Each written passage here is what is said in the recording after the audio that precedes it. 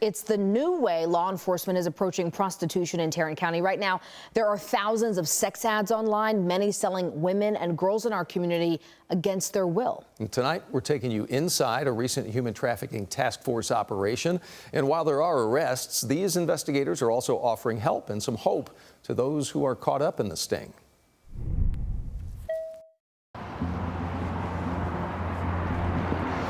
Hi. Hey, how's it going? Good. Let's be.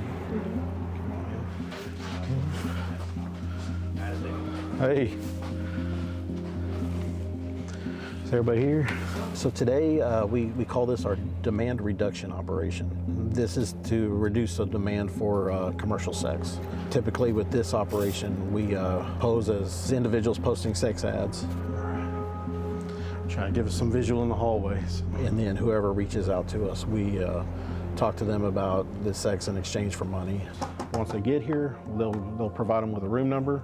Once they come to the door, you guys are going to take them down, bring them in, have them detained. Can I bring it back to you? With the arrest, we're also educating them too, letting them know that they are driving that demand. You know, a lot of them don't know that. Some of them think that these girls are working independently and that's all they're talking to. A lot of them don't know that on the back end, their pimp or their trafficker is the one that's communicating to them and having them to show up to the hotel. We reach out to prostitution ads that are online. They come to our location. When the ladies do show up to our location, we don't make any arrests. That's our opportunity to let them know that law enforcement is out here to help them out.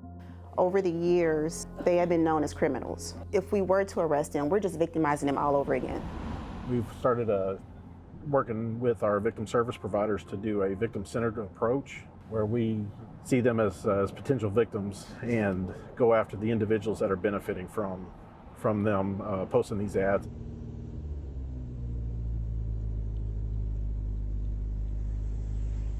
Today we are setting up what will be our outreach operation setup. So right here we have at-home HIV test provided by Tarrant County Public Health. We have some pregnancy tests and diapers and formula for our moms. Anything that is on these tables, they are more than welcome to have. Everything is donated, provided by agencies that we collaborate with in the community. Oftentimes individuals do not identify as having been survivors of sex or labor trafficking. I know for me, I have lived experience. What I had to realize were for many years, my story unraveled and it became more clear that oftentimes I was manipulated and coerced into situations that I felt like I had absolute control over. So a lot of the times whenever we have individuals coming into this space, they feel like they have made the choices themselves.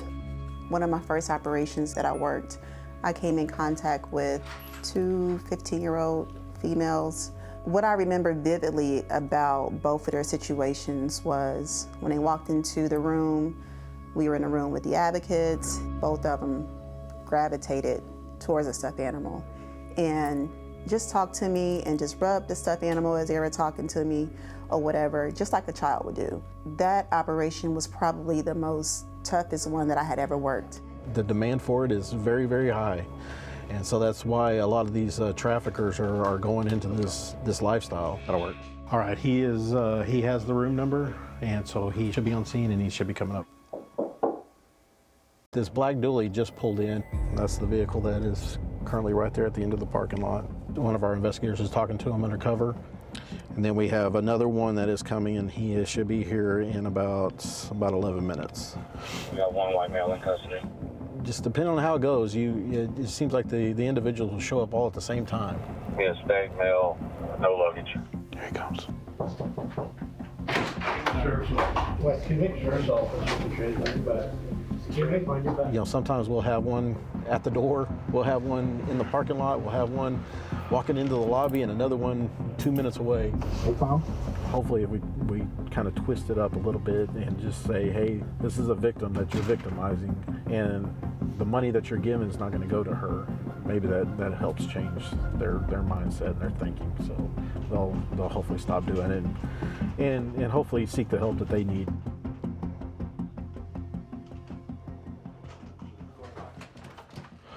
Hey, doing all right? Good, good. They have what's called MAZE. It's the Men Against Sexual Exploitation. And so we try to have them show up on our operations. If the individuals, the Johns, want to talk to them, they try to provide them some help with sex addiction, pornography addiction. These are individuals from MAZE. They're going to talk to him. Or whatever's going on in their life that they have to reach out to commercial sex ads. Sheriff's office. Hurry, turn around. How many times before today would you say that you've communicated with someone that has reached made for sex? You can bring them straight over here. Okay, let me be frank. The course of 7 years. Once, twice, depending on what I had going on for that week. So 1 to 2 times a week for the last 7 years. Yeah. Do you know what human trafficking is? Yes, sir. All right, and this is a form of human trafficking. What we try to do is reduce the demand for this to help these girls out, to help these victims out so they're not being victimized 10 to 15 times a day. So we try to talk to them. We try to let them know this individual that you're coming to meet, she could have a trafficker. She could be a victim of everything. Because they don't understand what human trafficking actually is. Did you know that it was against the law to solicit for sex online? No? Okay, well, it's a state jail felony. Solicitation of prostitution is a state jail felony in the state of Texas, okay? I have a meeting tomorrow. What's the likelihood that I'd be able to attend my meeting? It just depends on how fast they get you booked in downtown. Transportation's on their way. Sheriff's office.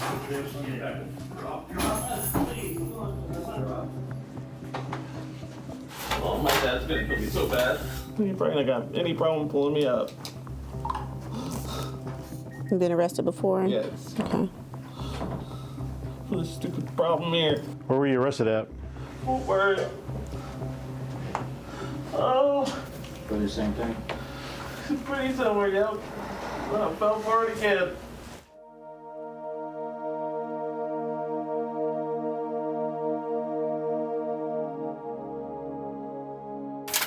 A while back we did an operation with Homeland Security, and within a week we had over 100 arrests. The demand for it is very, very high, and so that's why a lot of these traffickers are going into this lifestyle.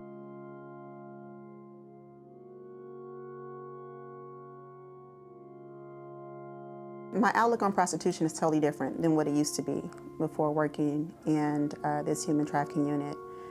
I feel like every woman has a story. Like, no woman wakes up and says, I'm gonna go out here and sell my body for money. They all have a story. They all have a story. And every story that I've heard is pretty traumatic.